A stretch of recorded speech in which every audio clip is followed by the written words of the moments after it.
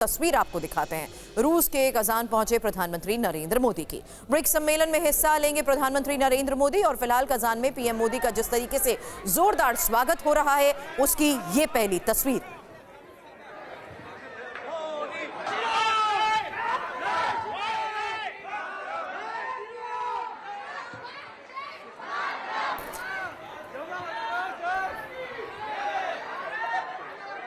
Kazan में भारतीय समुदाय के बीच प्रधानमंत्री मोदी का किस तरीके से जोरदार स्वागत हुआ, लोगों का उत्साह, ये पहली तस्वीर आपके सामने है जहां ब्रिक्स सम्मेलन में प्रधानमंत्री की मौजूदगी को लेकर अब पूरे दिन खास तस्वीरें हम आपको दिखाते रहेंगे। लेकिन अब ये फिलहाल रूस के कजान पहुंचते ही भारतीय समुदाय के बीच प्रधानमंत्री नरेंद्र मोदी की मौजूदगी की वो तस्वीर है जहां देखिए किस तरीके से उनका जोरदार स्वागत किया जा रहा है।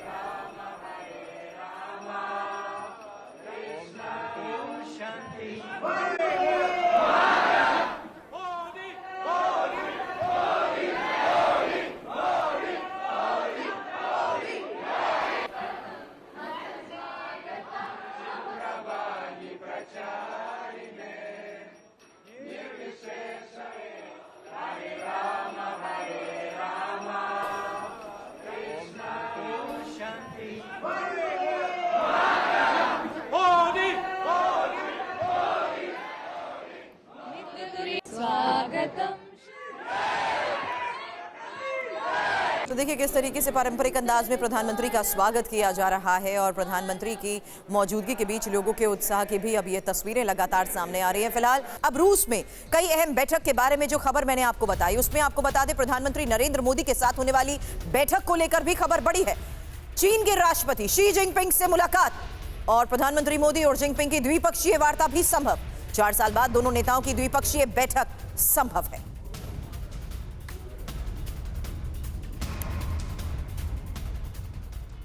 तो बैठक के बारे में और जानकारी आपके सामने रखेंगे, लेकिन उससे पहले लगातार आ रही तस्वीर, इसका जिक्र इसलिए क्योंकि प्रधानमंत्री मोदी रूस के कजान जैसे ही पहुंचे, कजान पहुंचने पर उनका जोरदार स्वागत हुआ है और प्रधानमंत्री मोदी आज कई बैठकों में जिस तरीके से हिस्सा लेने वाले हैं, अलग अलग मुद्दों पर पीएम मोदी की वर्ल्ड लीडर्स के साथ बैठक को लेकर खबर है। चीन के राष्ट्रपति शी जिनपिंग के साथ भी पीएम मोदी की मुलाकात हो सकती है और करीब 4 साल बाद ऐसा मौका आ सकता है जब प्रधानमंत्री मोदी और शी जिनपिंग की 1-to-1 बैठक होगी। इस बैठक पर पूरी दुनिया की नजर रहेगी। कजान में मीटिंग को लेकर फिलहाल जो जानकारियां सामने आ रही हैं, इसके बारे में चर्चा के लिए मेरे 2 सहयोगी इस वक्त स्टूडियो में मुझे कर चुके हैं ज्वाइन। मनीष झा इस वक्त मेरे साथ है और साथ ही मेरे सहयोगी सुमित चौधरी भी स्टूडियो में हमारे साथ मौजूद हैं, क्योंकि अब ब्रिक्स में होने वाली बैठक और जिस तरीके से प्रधानमंत्री की मौजूदगी इस वक्त वहां पर है, फिलहाल बड़ी खबर है प्रधानमंत्री मोदी और शी जिनपिंग बीच होने वाली बैठक को लेकर। अब तक कितनी बार द्विपक्षीय वार्ता हुई है, फिलहाल ये इंफॉर्मेशन भी आपके सामने, क्योंकि देखिए मोदी और जिनपिंग की मुलाकात को लेकर मैं मनीष आपसे सवाल करूं उससे पहले ये डिटेल रख रही हूं जहां 2014 से 2020 के बीच में 18 बार मुलाकात हुई है। 2020 में ही गलवान के बाद रिश्तों में खटास आई और 2020 के बाद मोदी और जिनपिंग के बीच द्विपक्षीय वार्ता नहीं हुई। अब 4 साल बाद मोदी और जिनपिंग की मुलाकात संभव है। हालांकि ब्रिक्स समिट से पहले पीएम मोदी और शी जिनपिंग की मुलाकात की राह खुल गई है और 4 साल से जारी तनाव में जो कमी आई है उसको लेकर खबर समझिए। आपको बता दें 2020 से पहले वाली स्थिति बहाल करने पर दोनों देश राजी तो हो गए हैं, लेकिन इस बीच आपको मैं इस खबर की डिटेल जानकारी के साथ साथ इस वक्त की वो तस्वीर भी दिखाना चाहती हूं जो अब इस वक्त सामने आ रही है ब्रिक्स और रूस के कजान पहुंचे प्रधानमंत्री नरेंद्र मोदी के स्वागत के बाद। We were so nervous. We rehearsed this dance about 3 months, and now we have done this. We were so excited. We were so nervous. I really like it. But Indian people really like Modi, and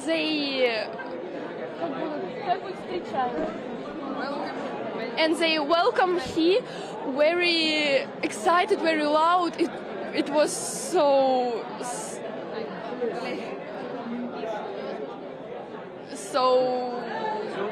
good. Prime Minister also appreciated the Prime Minister also appreciated the dance performance with us, and he also tried to interact with the troops as well. So what did he say? He also managed to have a picture with. He said that we excited dancers. Thank you. इन तस्वीरों को देखना इसलिए भी जरूरी है क्योंकि भारतीय संस्कृति को देखकर जिस तरीके से विदेश में, बाहर, दुनिया भर में उत्साह नजर आता है। फिलहाल ये आप कजान की वो तस्वीर देख रहे हैं जहां प्रधानमंत्री नरेंद्र मोदी के पहुंचते ही पारंपरिक अंदाज में उनका स्वागत किया गया। और जिस तरीके से ये तस्वीरें सामने आ रही हैं, उसी दौरान इनसे चर्चा के दौरान ये भी पता लग पा रहा है कि किस तरीके से प्रधानमंत्री का स्वागत करने के लिए इन्होंने खास तैयारियां की हैं। भारतीय पारंपरिक अंदाज में तैयारी के साथ साथ जिस तरीके से स्वागतम का गीत गाते हुए प्रधानमंत्री का स्वागत किया, वो तस्वीर भी हम आपको दिखा चुके हैं। लेकिन अब एक ऐसी तस्वीर का मैं जिक्र कर रही हूं जिसमें ब्रिक्स समिट से पहले पीएम मोदी और शी जिनपिंग की मुलाकात को लेकर खबर बढ़ी है। और यहां इंफॉर्मेशन वॉल पर यह डिटेल आपके सामने, क्योंकि अब एलएसी पर 2020 से पहले की तरह गश्त होगी। यह खबर किस लिहाज से इंपॉर्टेंट है, मनीष और सुमित इंफॉर्मेशन वॉल पर मुझे ज्वाइन करिए। एलएसी पर समझौते को लेकर आपसे बातचीत इस लिहाज से करना जरूरी है क्योंकि अब देपसोंग और डेमचोक से पीछे हटेंगी दोनों सेनाएं। यह बड़ा फैसला है, इसकी टाइमिंग बहुत इंपॉर्टेंट है। हालांकि बातचीत से जिस तरीके से रास्ता निकालने की कोशिश की जा रही है, मनीष एक सवाल मैं आपसे इस लिहाज से भी करूंगी कि अगर ब्रिक्स सम्मेलन के लिहाज से भी हम देखें तो क्या यहां भी दोनों की बातचीत का रास्ता आसान और पॉजिटिव नजर आ रहा है? हालांकि जो फैसला हुआ है उसके मुताबिक सैनिक कमांडर्स की 21 राउंड की बैठक के बाद फैसले को लेकर खबर बढ़ी है और राजनयिक लेवल पर 31 दौर की बैठक अब तक हो चुकी है। अब 5 बिंदुओं से सेना पहले ही हट चुकी है। जिन 7 बिंदुओं पर तनाव था उसके तहत ये इंफॉर्मेशन, और 5 बिंदुओं से सेना पहले ही जिस तरीके से हट चुकी है उस लिहाज से भी यहां खबर समझाइएगा क्योंकि तनाव की स्थिति के बीच में लिया गया फैसला बहुत महत्वपूर्ण है। जहां 2 साल पहले फिंगर एरिया से सैनिक हटे, और इंपॉर्टेंट यह भी है कि किस तरीके से गलवान के पेट्रोलिंग पॉइंट 14 से सैनिक हटे हैं। हालांकि अभी भी जिस तरीके से खबरें आ रही हैं, इस फैसले को देखते हुए हॉट स्प्रिंग एरिया में PP 15 से सेना हटी, और जिस तरीके से ये पॉइंट्स इस वक्त हम यहां सामने रख रहे हैं उसमें इस फैसले को देखते हुए तनाव के इन बिंदुओं के बारे में जरा मनीष समझाएं। देखिए, टाइमिंग वाकई बहुत महत्वपूर्ण है। वो इसलिए क्योंकि ब्रिक्स सम्मेलन में प्रधानमंत्री मोदी और चीन के राष्ट्रपति दोनों रहेंगे और दोनों ही देशों के विदेश मंत्रालय की तरफ से एक साथ ये ऐलान किया गया है कि दोनों देशों की सेना और जो डिप्लोमेटिक लेवल पर बातचीत भी है उसके बाद सहमति बनी है कि दोनों देश की सेना अपनी अपनी पोजीशन से वहां चली जाएंगी। अगर वो अप्रैल 2020 से पहले की स्थिति में आती है तो वाकई बहुत बड़ी बात है। लेकिन चूंकि दोनों देशों ने ये क्लियर नहीं किया कि एक्चुअल पोजीशन कहां से कौन कितना पीछे हटेगा, लेकिन जैसे की बात है अगर अप्रैल 2020 से पहले है तो वाकई मानिए ये बहुत बड़ी बात है। और इसका रीजन, फिर इसका मतलब यह है कि प्रधानमंत्री मोदी और जिनपिंग की जो संभावित मुलाकात की हम बात कर रहे हैं उससे पहले ये सारा बैकग्राउंड तैयार किया गया। मैं वही समझना चाहती सुमित, उस लिहाज से अभी मुलाकात की तस्वीर आनी बाकी है, संभावनाएं हैं दोनों के आमने सामने मुलाकात की, लेकिन उससे पहले लिया गया ये फैसला, क्या ये ग्राउंड बनेगा एक पॉजिटिव अप्रोच को सामने रखने के लिए भी?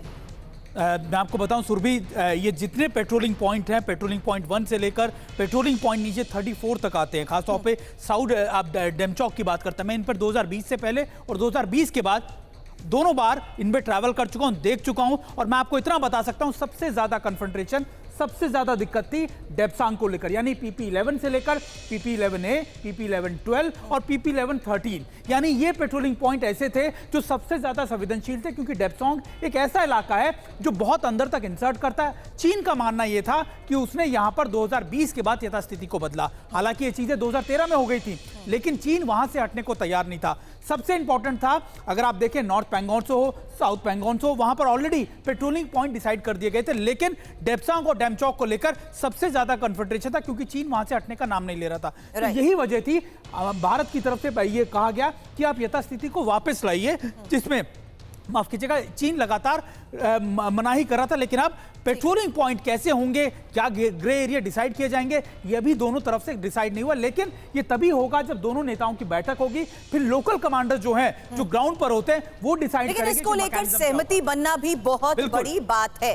अब टाइमिंग को लेकर मनीष, मैंने आपसे सवाल इसलिए किया था क्योंकि एक इंफॉर्मेशन रखने वाली हूं, ब्रिक्स में बैठक के दौरान जिन मुद्दों पर चर्चा की संभावना है उसके बारे में भी आपसे बात करूंगी। उससे पहले यह डिटेल भी दिखा देते हैं क्योंकि ब्रिक्स की बैठक में विस्तार एक प्रमुख मुद्दा हो सकता है। हालांकि 2023 में ब्रिक्स में नए सदस्यों को शामिल करने पर चर्चा हुई थी, जिसमें सऊदी अरब और ईरान, अर्जेंटीना जैसे देश भी शामिल थे। अब ग्राफिकली भी ये मुद्दों के लिहाज से इंफॉर्मेशन आपके सामने मैं इसलिए रखना चाहती हूं क्योंकि ब्रिक्स के ये वो इंपॉर्टेंट मुद्दे हैं जिस पर चर्चा होगी, जहां बैठक में विस्तार एक प्रमुख मुद्दा आपको बताया। 2023 में ब्रिक्स में नए सदस्यों को शामिल करने पर चर्चा, जिसमें सऊदी अरब, ईरान, अर्जेंटीना जैसे देश भी शामिल थे, और 2024 में भी और नए देशों को जोड़ने पर चर्चा हो सकती है।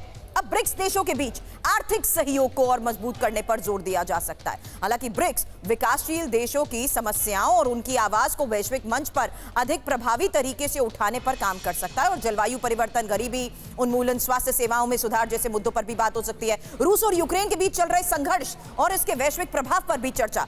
यह मुद्दा विशेष रूप से महत्वपूर्ण है क्योंकि रूस ब्रिक्स का एक प्रमुख सदस्य है और जलवायु परिवर्तन का मुद्दा एक प्रमुख वैश्विक चुनौती, इस पर भी बातचीत हो सकती है। आर्टिफिशियल इंटेलिजेंस और डिजिटल ट्रांसफॉर्मेशन पर मंथन को लेकर भी खबर है। लेकिन अब सीधे कजान का एक बार फिर से रुख करना चाहूंगी क्योंकि जिस तरीके से इस वक्त वहां पर तस्वीरें सामने आ रही है, अब से थोड़ी देर पहले प्रधानमंत्री नरेंद्र मोदी के पहुंचते ही जिस तरीके से उनका जोरदार तरीके से स्वागत हुआ, उसी की ये सीधी तस्वीर।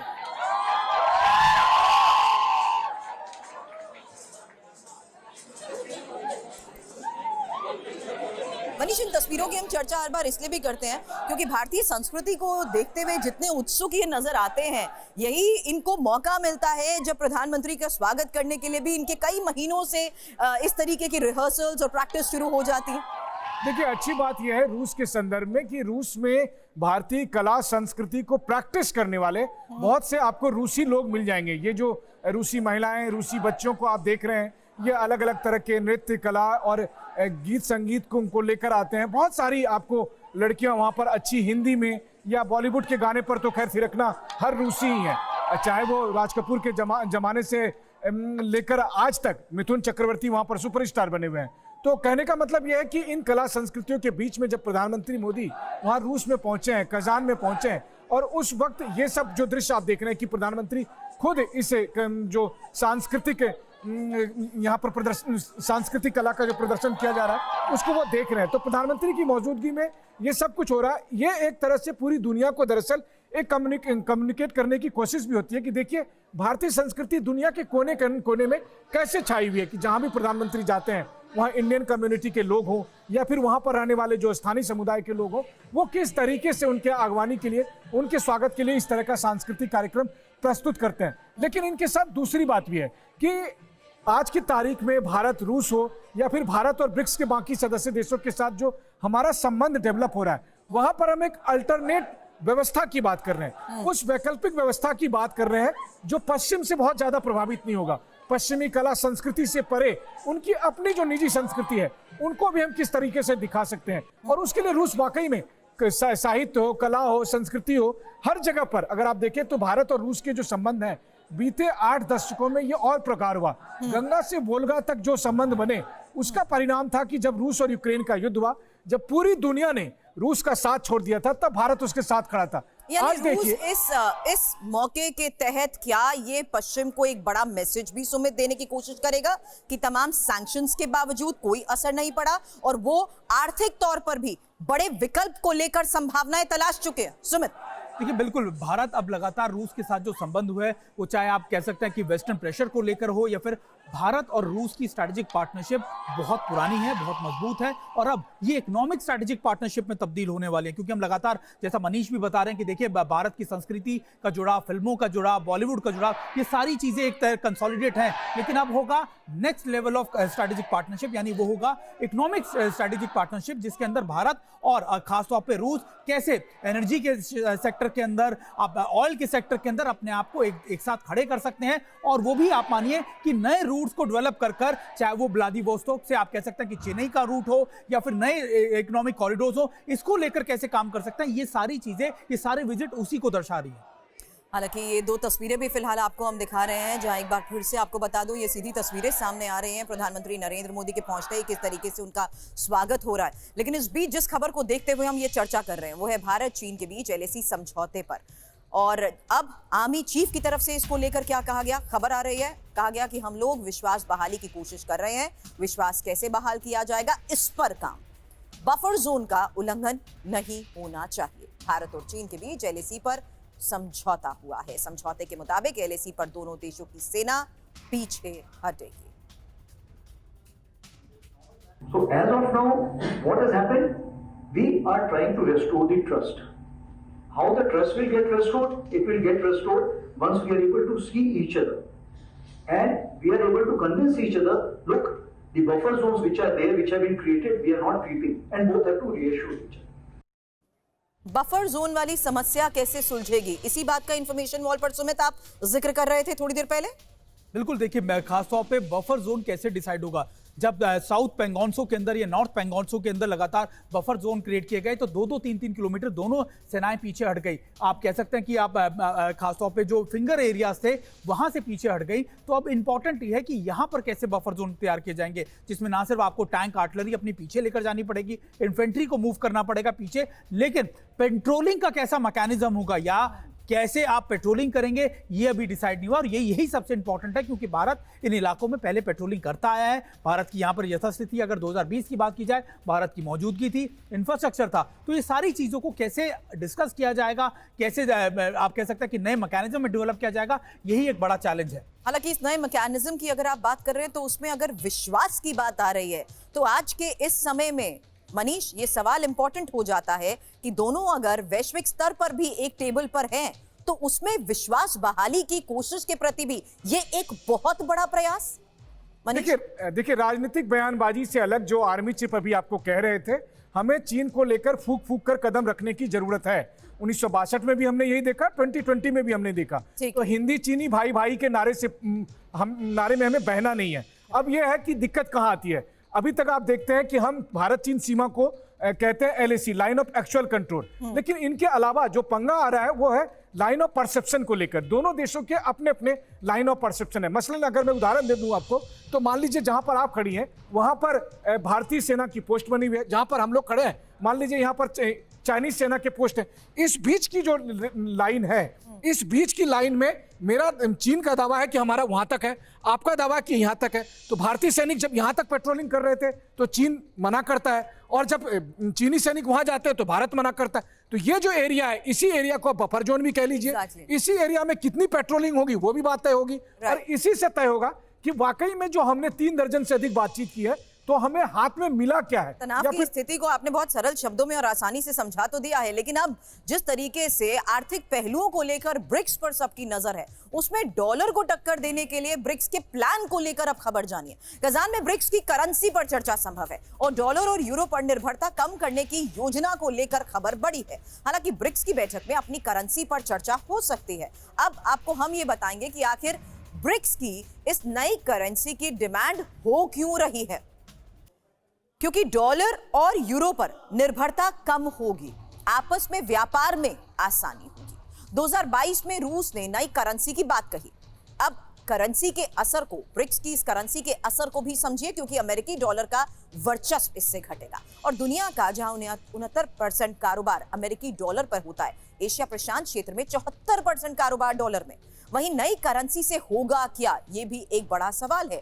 अमेरिकी डॉलर का मूल्य घटेगा, प्रतिबंध लगाने की यूएस की ताकत भी घटेगी और अमेरिका की घरेलू चुनौती भी बढ़ेगी। अब इंफॉर्मेशन वॉल का एक बार फिर से रुख करूंगी और ब्रिक्स और G7 से जुड़े कुछ आंकड़ों के लिहाज से ये इंफॉर्मेशन आपके सामने रख रही हूं, क्योंकि विश्व जीडीपी में G7 की 29% हिस्सेदारी के लिहाज से इस खबर को समझिए, वहीं ब्रिक्स की 37% हिस्सेदारी के लिहाज से खबर को समझिए।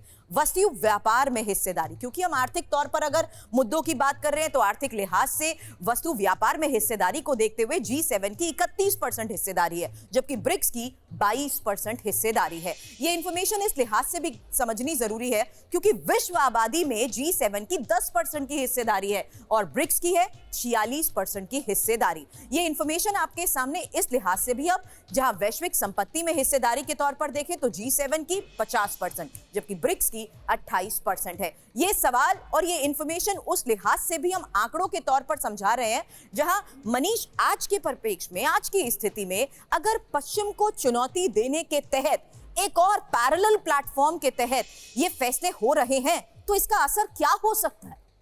देखिए सवाल है कि इसका जिम्मेदार कौन है। जब विदेश मंत्री डॉक्टर एस जयशंकर से यह पूछा गया कि क्या भारत डॉलर के खिलाफ है, तो उन्होंने कहा नहीं, हम डॉलर के खिलाफ नहीं है, डॉलर के खिलाफ अमेरिका की नीतियां हैं। जब अमेरिका किसी देश पर प्रतिबंध लगाता है तो फिर आप उस देश से संबंध, उस देश के साथ व्यापार नहीं कर पाते हैं। आज भारत रूस के साथ व्यापार करने में दिक्कत हो रही है, आज ईरान के साथ दिक्कत आ रही है, आज वेनेजुएला के साथ दिक्कत आ रही है। दिक्कत यह है कि अमेरिका अपने एजेंडा में डॉलर को एक हथियार के तौर पर इस्तेमाल करता है। यही वजह है कि रूस, चीन, भारत या दुनिया के बाकी मुल्कों ने सोचना शुरू किया कि फिर दूसरी व्यवस्था क्या हो सकती है। वहीं पर इस विचार का जन्म हुआ कि ब्रिक्स की एक करेंसी होनी चाहिए, एक ऐसी करेंसी जिसमें आप आपस में लेन देन हो सके।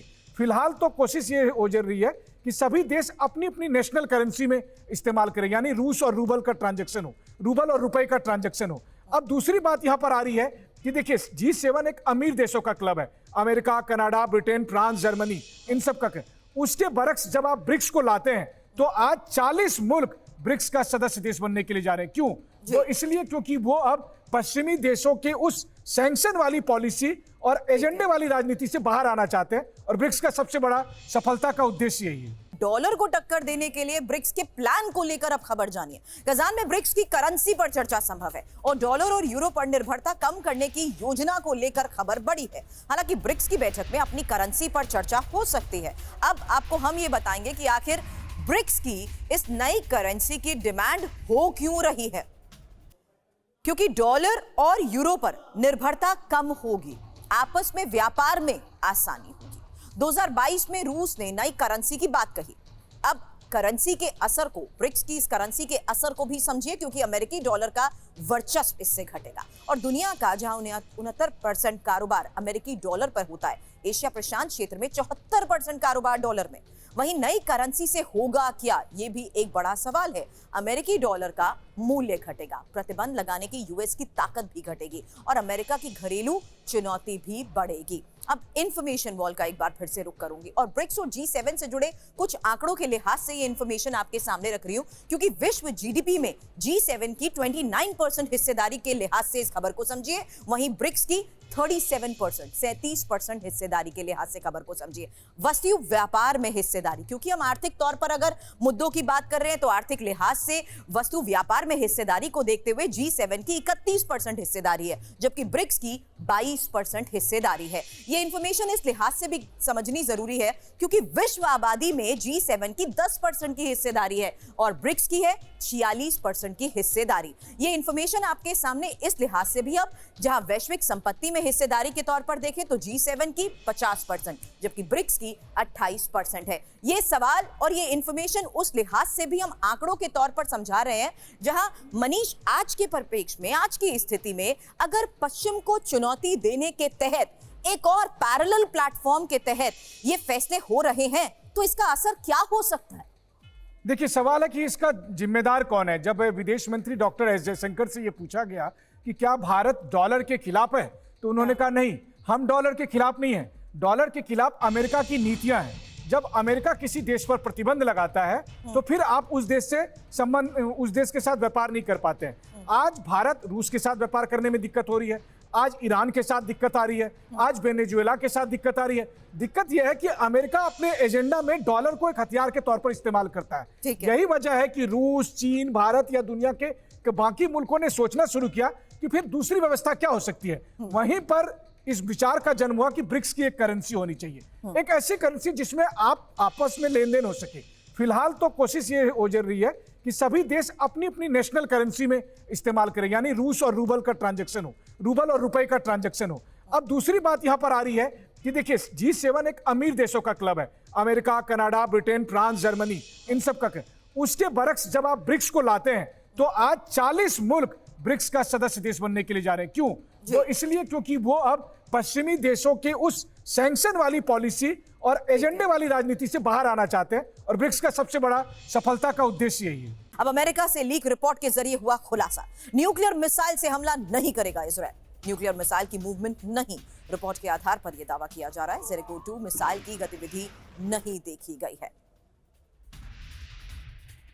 हालांकि इंफॉर्मेशन अब आपके सामने उस लिहाज से जहां अमेरिका से लीक रिपोर्ट और इजराइल ईरान में करेगा विस्फोट। इजराइल के पास मध्यम दूरी की बैलिस्टिक मिसाइल जेरिको 2 और जेरिको 2 परमाणु हथियार ले जाने में सक्षम है। अमेरिका से लीक रिपोर्ट में खुलासा, जेरिको 2 की मूवमेंट नहीं देखी गई है। अब इजराइल ईरान पर हमले में परमाणु मिसाइल का इस्तेमाल नहीं करेगा, रिपोर्ट में दावा किया जा रहा है। इजराइल हवा में फाइटर जेट की रिफ्यूलिंग का अभ्यास कर रहा है। हालांकि सुमित, मैं सवाल इस लिहाज से आपसे इस पर करना चाहती हूँ कि ये जो तैयारियों को लेकर रोजाना चर्चा हम कर रहे हैं, उसमें इस रिपोर्ट के पन्नों के आधार पर अटैक की योजना को लेकर क्या दावे?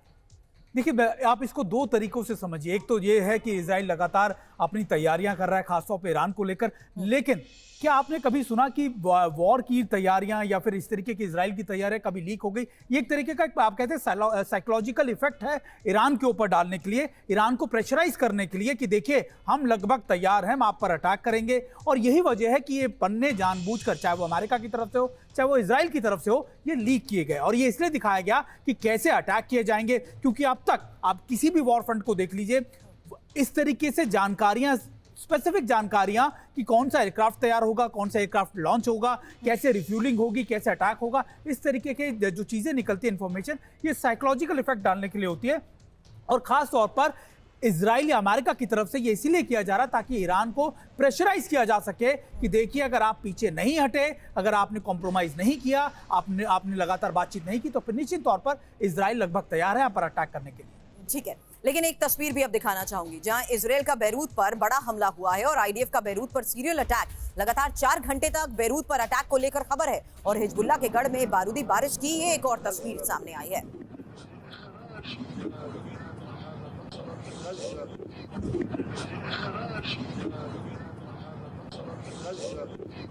अब बैरूत के कई इलाकों में मिसाइल अटैक को लेकर भी खबर है। बैरूत में फाइटर जेट से हवाई हमला किया गया और रिहायशी इलाकों में आईडीएफ की बमबारी की भी तस्वीरें सामने आई हैं। मिसाइल अटैक में हिजबुल्लाह का ठिकाना कैसे तबाह हुआ देखिए। हालांकि इजराइल जिस तरीके से चुन चुनकर हिजबुल्लाह के ठिकानों पर हमलों को अंजाम दे रहा है, इजराइल ने बैरूत के एक हॉस्पिटल को निशाना बनाया, जिसकी थोड़ी देर पहले मैं आपको तस्वीर भी दिखा रही थी। अब यह दावा किया जा रहा है कि इस हॉस्पिटल के नीचे इजराइल को हिजबुल्लाह का सबसे बड़ा खजाना भी मिला है। अब ये इंफॉर्मेशन बहुत इंटरेस्टिंग है। हिजबुल्लाह के बंकर के अंदर खजाने को लेकर यह खबर है। बैरूत के उपनगर दहियाह में अल साहिल हॉस्पिटल पर हमले को लेकर खबर आई। हॉस्पिटल के नीचे हिजबुल्लाह का बंकर होने का दावा किया गया। हिजबुल्लाह के बंकर के अंदर 4200 करोड़ रुपए की नकदी और सोने को लेकर खबर आई है। ये बंकर नसरल्लाह का होने का दावा किया जा रहा है। और 24 घंटे में लेबनान में लगभग 300 ठिकानों पर जिस तरीके से हमलों को अंजाम दिया गया है, 300 में से 30 हमले हिजबुल्लाह से जुड़े बैंक अल कर्द अल हसन पर हुए हैं। और इसी को लेकर मनीष, खबर को समझना उस लिहाज से जरूरी है कि आखिर ये टनल नेटवर्क को टारगेट करने की बात की जा रही थी, लेकिन ये तो खंडर में पहुंचे खजाने को लेकर भी अब खबर सामने आ गई। देखिए, सबसे बड़ी बात है कि हिजबुल्लाह लेबनान के भीतर सरकार का एक बड़ा पार्टनर रहा है और बीते 30-40 सालों में हिजबुल्लाह ने न केवल मिलिट्री वाइज बल्कि अपने आप को पॉलिटिकल वाइज पूरी दुनिया तक पहुंचा है। तो कोई ताज्जुब की बात नहीं है कि उनके पास स्कूल है, उनके पास हॉस्पिटल है, उनके पास टीवी चैनल है, उनके पास बैंक है। और अगर बैंक है तो उसमें पैसा होगा ही, बैंक है तो उसमें सोना होगा ही। अब ऐसी स्थिति में अगर इजराइल की तरफ से देखें, इजराइल की नजर में यह है कि हिजबुल्लाह जैसे संगठन के पास पैसे क्यों हैं। लेकिन आप ये देखिए कि जो हिजबुल्लाह 30-40 साल से लेबनान की सत्ता की बागडोर अपने हाथ में रखा है, तो जाहिर है कि उसके पास पैसा होगा। अब ऐसी स्थिति में इजराइल 2 नैरेटिव देना चाहता है। पहली बात कि हिजबुल्लाह के जो हेडक्वार्टर है वो सब हॉस्पिटल के नीचे हैं, यानी कल के दिन में अगर हॉस्पिटल पर अटैक हुआ तो आप इसके लिए तैयार रहिए कि कहा जाएगा कि हिजबुल्लाह पर अटैक हुआ। दूसरी बात यह है कि हिजबुल्लाह के पास इतना पैसा है, तो अब ऐसी स्थिति में सवाल यही आता है कि क्या किसी दूसरे संगठन के पास अगर पैसा है तो वो आतंकी संगठन घोषित हुआ, क्योंकि भारत सरकार हिजबुल्लाह को आतंकी संगठन नहीं मानती।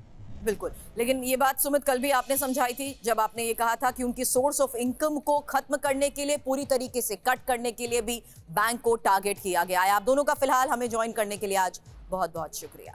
अमेरिकी चुनाव में महज 14 दिन बचे हैं और 14 दिन बाद ये स्थिति साफ हो जाएगी कि सुपर पावर देश का अगला राष्ट्रपति कौन होगा। कमला हैरिस और डोनाल्ड ट्रंप के बीच कड़ी टक्कर है और दोनों कोई कमी भी नहीं छोड़ना चाहते, इसलिए अपने विरोधियों को तरह तरह से घेरने की कोशिश में जुटे हैं।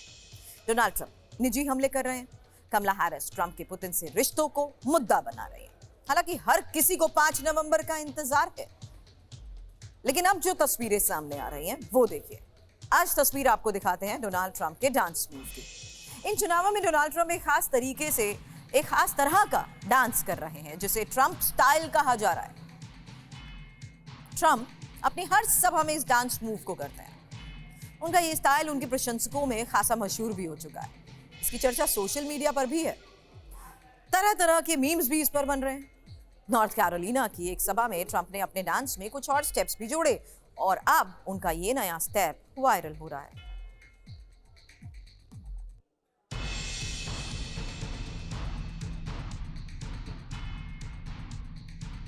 अब चुनाव से पहले अमेरिका में दर्जनों सर्वे होते हैं और कई कंपनीज अपना सर्वे पेश करती हैं। कल डिसीजन डेस्क हिल नाम की एक सर्वे कंपनी के रिजल्ट सामने आए हैं। इस सर्वे में ट्रंप की जीत का अनुमान 52% और कमला की जीत का अनुमान 48% दिखाया गया है। यानी डोनाल्ड ट्रंप कमला से आगे चल रहे हैं, लेकिन ये बढ़त महज 4% की है। अमेरिका में राष्ट्रपति कौन बनेगा, इसका फैसला स्विंग स्टेट करते हैं। स्विंग स्टेट में किए गए सर्वे में पता लगा कि विस्कॉन्सिन और मिशिगन में ट्रंप को बढ़त मिल सकती है, जबकि जॉर्जिया और एरिजोना में कमला हैरिस को बढ़त मिल सकती है।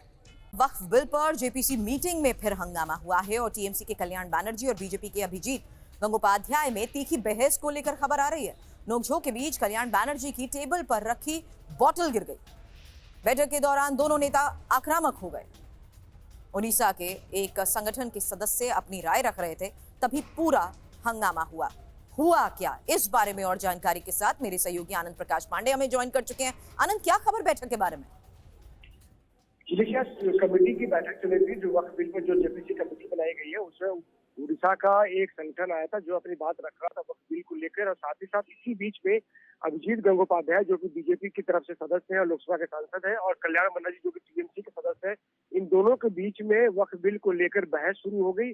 और बहस इतनी तेज हो गई कि दोनों नेता आक्रामक हो गए। दोनों ने एक दूसरे पर आरोप लगाए, कुछ इन्होंने कड़ी टिप्पणियां भी की जिसको हम बता नहीं सकते हैं। और इसी बीच में दोनों नेता गुस्से में आ गए और कल्याण बनर्जी इतने गुस्से में आ गए कि उन्होंने अपने सामने टेबल पे जो पानी की कांच की बोतल रखी थी उसको उठा के टेबल पे पटक दिया, जिससे कांच की बोतल टूट गई। और इसी दौरान उसी टूटी हुई कांच की बोतल से कल्याण बनर्जी के हाथ में हल्का सा कट भी आ गया और हल्का सा उनके हाथ से ब्लड भी निकला। हालांकि बीजेपी के नेता जो सदस्य है इस कमेटी के, उनका दावा यह है कि कल्याण बनर्जी ने जो बोतल है वो चेयरमैन जगदम्बिका पाल की तरफ उछाली थी। हालांकि अभी इसको लेकर कन्फर्मेशन नहीं दिया जा रहा, लेकिन इतना जरूर है कि जिस हिसाब से दोनों के बीच में बहस हुई है, दोनों आक्रामक हो गए, गुस्से में आ गए, इसके चलते कल्याण बनर्जी के जरूर हाथ में हल्का सा कट आया और ब्लड आया है। चलिए, नजर बनाए रखें, आगे भी इस बारे में आपसे अपडेट लेंगे। शुक्रिया आनंद पूरी जानकारी के लिए। और ये तस्वीर आपको हम दिखा रहे हैं जहां आपको हमने थोड़ी देर पहले बताया वक्फ बिल पर जेपीसी मीटिंग में हंगामे को लेकर खबर आई थी और टीएमसी के कल्याण बनर्जी, बीजेपी के अभिजीत गंगोपाध्याय में तीखी बहस के दौरान ही ये बताया गया कि नोकझोंक के बीच कल्याण बनर्जी की टेबल पर रखी बोतल गिरी और बैठक के दौरान दोनों नेता जिस तरीके से आक्रामक हुए, ये फिलहाल तस्वीर आपको दिखा रहे हैं जहां कल्याण बनर्जी के सामने टेबल पर रखी गई कांच की बोतल गिर गई और हल्का कट भी उनके हाथ में आया।